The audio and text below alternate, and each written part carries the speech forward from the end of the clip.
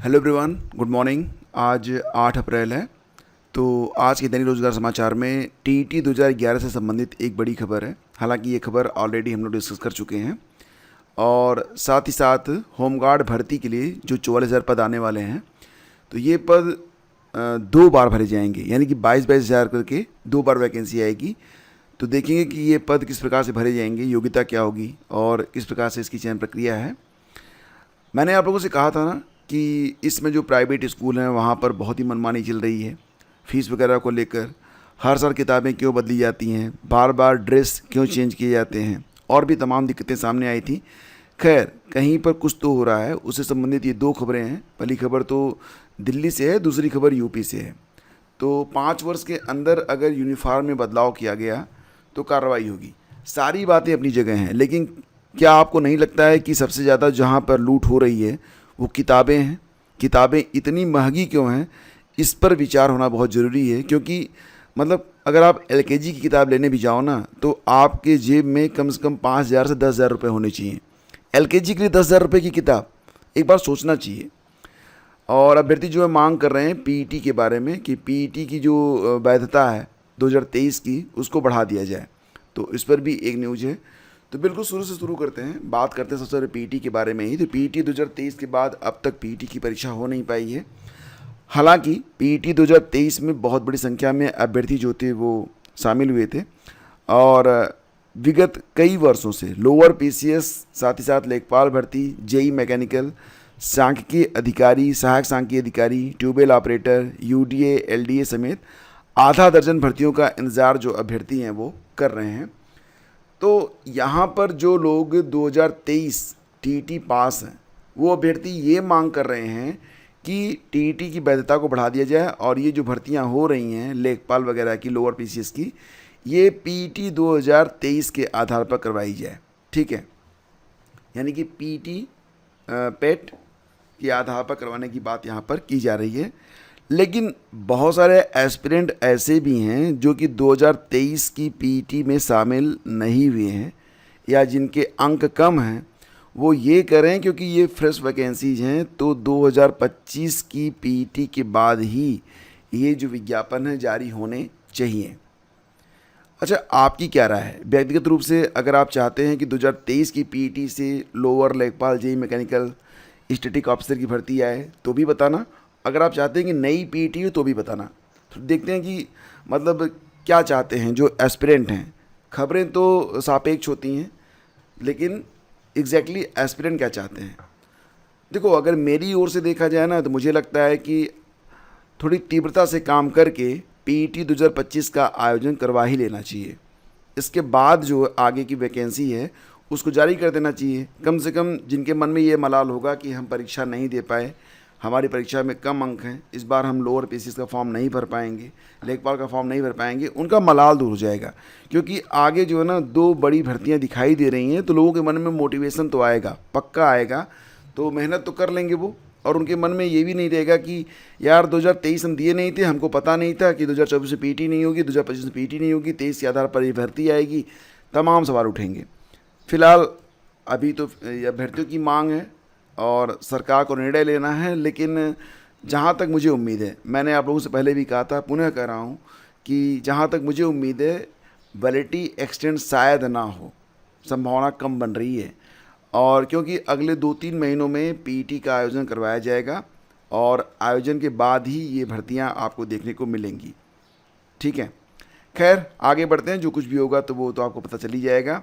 अब यहाँ पर एक अच्छी जो है पहल शुरू की गई है। तो ये जो पहल है यह डीएम कानपुर के द्वारा ये पहल शुरू की गई है।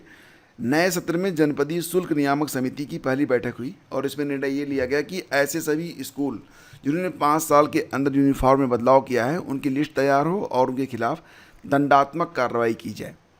खैर, ये सारी चीज़ें संज्ञान में होनी चाहिए सरकार के। लेकिन मुख्य रूप से यहाँ पर जो मामला है वो ये है कि किताब कापी के प्रकरण में दुकानदारों को छोड़ा गया है, लेकिन स्कूलों को दोबारा नोटिस देकर उनके जिम्मेदारों को जवाब देने के लिए कार्यालय आना होगा। यहाँ पर एक बड़ा अहम सवाल ये उठता है कि वर्तमान समय में पर्यावरण संरक्षण जो है वो एक बहुत ही अहम मुद्दा है और दिन प्रतिदिन जो है जंगल काटे जा रहे हैं, तापमान कहाँ से कहाँ पहुँच रहा है, आप देख रहे हैं ग्लोबल वार्मिंग की क्या स्थिति है। एक किताब जब तैयार होती है तो इसके लिए कम से कम एक पेड़ काटा जाता है लुगदी तैयार करने के लिए। तो पुरानी किताबें इस्तेमाल में क्यों नहीं लाई जाती हैं? और हमारे ज़माने में तो ऐसा नहीं होता था। हमारे ज़माने में तो जो किताब होती थी वो तो शायद 10 साल 15 साल तक चल जाती होगी, मुझे तो पता नहीं है, लेकिन इतना ज़रूर है कि मैंने जब पढ़ाई की थी तो मैंने ज़्यादातर जो किताबें थी ना वो पिछले साल या उसके पहले की भी किताबें कहीं ना कहीं से मिल जाती थी, उस पर कवर वगैरह चढ़ा के हम लोग उसी से पढ़ाई कर लेते थे। तो बात यहाँ पर ये है ना कि पुरानी किताबें क्यों नहीं चलती हैं, हर साल नई किताबें क्यों लेनी पड़ती है, ऊपर से इनकी कीमतें इतनी ज़्यादा क्यों हैं। मतलब ये एलकेजी की किताब की कीमत 5,000 से 10,000 के बीच में रहती है, तो बाकी कक्षाओं की बात आप छोड़ दीजिए, गार्जियन के ऊपर इतना अतिरिक्त दबाव क्यों? स्कूलों का काम है कि वो एक उचित फीस लें, एक उचित परिवहन शुल्क लें, इसके बाद वो हस्तक्षेप ये करते हैं कि आप किताबें खरीदो, हमारे यहाँ से ड्रेस खरीदो, बेल्ट खरीदो, फिर साल में उनके चार्ट जो है आयोजन हो जाते हैं। सारी बातें अगर ज़रूरी हैं तो ठीक, अगर ज़रूरी नहीं है तो इन पर तो सवाल उठने चाहिए, और ये सवाल गार्जियन ही उठा सकते हैं। जब तक आप लिखेंगे नहीं कहीं पर तब तक लोग समझेंगे कैसे। फ़िलहाल इस पर कार्रवाई भी हो रही है, और दिल्ली में भी खबर आ रही है कि घपला करने के बाद भी स्कूलों ने कई बार बढ़ाई थी फीस, तो यहाँ पर भी चर्चा चल रही है। तो हो सकता है कि आगे चलकर जो ये मनमानी चल रही है उस पर कुछ कंट्रोल हो सके। होमगार्ड के लिए 44,000 पदों पर भर्ती के लिए बनी नियमावली। तो ध्यान देना कि होमगार्ड के लिए जो आयु सीमा है वो 18 से 45 साल निर्धारित की गई है, और यहाँ पर जो चयन प्रक्रिया है, चयन प्रक्रिया में 22-22 हज़ार करके 2 बार भर्तियाँ आएंगी, और लिखित परीक्षा होगी, इसके बाद दौड़ होगी, फिर आपका डीवी करवाया जाएगा। तो इसके बाद इस तरीके से आपका जो चयन है वो होगा। और एलिजिबिलिटी क्या होगी, कितनी पढ़ाई लिखाई, तो हाई स्कूल पास अगर आप हैं और उम्र आपकी 45 साल तक है तो ये फॉर्म आप भर पाएंगे, और अगर आप लिखित परीक्षा और दौड़ की परीक्षा पास कर पाते हैं तो नौकरी आपको मिल जाएगी। निष्पक्ष व पारदर्शी भर्ती प्रक्रिया अपनाने के लिए होमगार्ड विभाग ने उत्तर प्रदेश पुलिस भर्ती और प्रोन्नति बोर्ड के नियमों का अध्ययन कर नियमावली तैयार की है। तो अब यहाँ पर रिटन एग्ज़ाम भी होगा, ध्यान रखिएगा, और मुझे लगता है बहुत जल्द ही इस पर जो सरकारी स्वीकृति है कैबिनेट की वो मिल जाएगी, और ये जो प्रक्रिया है ये स्टार्ट हो जाएगी। होमगार्ड जवानों की अंतिम भर्ती 2011 में हुई थी। होमगार्ड के कुल 1,18,348 पद स्वीकृत हैं, जबकि वर्तमान में 75,000 पदों पर ही होमगार्ड जो हैं वो काम कर रहे हैं। तो होमगार्ड बनना चाहते हैं तो ये एक आपके पास बहुत ही बेहतर अवसर है। थोड़ा सा आगे बढ़ते हैं। टीईटी 2011 से संबंधित याचिकाएं खारिज। 6,402 याचियों पर जुर्माना लगाया गया है। मैंने इसके बारे में कल आपको आदेश की कॉपी दिखाई थी। आदेश में क्या लिखा गया था, अगर आप आदेश देखना चाहते हैं तो उसका भी लिंक डिस्क्रिप्शन में आपको मिल जाएगा, आप आदेश डाउनलोड कर सकते हैं। ये जो मामला है आपको समझ में आ रहा होगा। 2011 में 72,825 शिक्षक भर्ती का विज्ञापन जारी किया गया था 2 बार। पहला विज्ञापन आया था बीएसपी की सरकार थी, और जब दोबारा विज्ञापन आया था 7 दिसंबर 2012 को, तो उस समय समाजवादी पार्टी की सरकार थी। बीएसपी के समय में जो फार्म आया था, जो विज्ञापन आया था, उसमें चयन का आधार टीईटी मेरिट को रखा गया था, और समाजवादी पार्टी के समय चयन का आधार जो था वो एकेडमिक को रखा गया था। ठीक है। अब बाद में क्या हुआ था कि मामला कोर्ट में गया। कोर्ट में जाने के बाद कभी बीएसपी के समय में जो ये था विज्ञापन, इसको निरस्त किया गया था। इसके बाद समाजवादी पार्टी के विज्ञापन पर भर्ती आगे बढ़ रही थी, लेकिन पहले विज्ञापन को सुप्रीम कोर्ट में चैलेंज किया गया था। अंततः जिस दिन काउंसलिंग होनी थी 2012 वाले विज्ञापन पर, उसी दिन इसको निरस्त किया गया, और फिर 2011 बीएसपी के समय जो विज्ञापन आया था, टेट मेरिट के स्कोर पर यह भर्ती पूरी हुई थी, जिसमें 66,655 पद भरे गए थे। बाकी पदों के लिए 2017 में सुप्रीम कोर्ट में फैसला आया था कि ये जो पद होंगे अब कैरी फॉरवर्ड होंगे अगली भर्ती के लिए।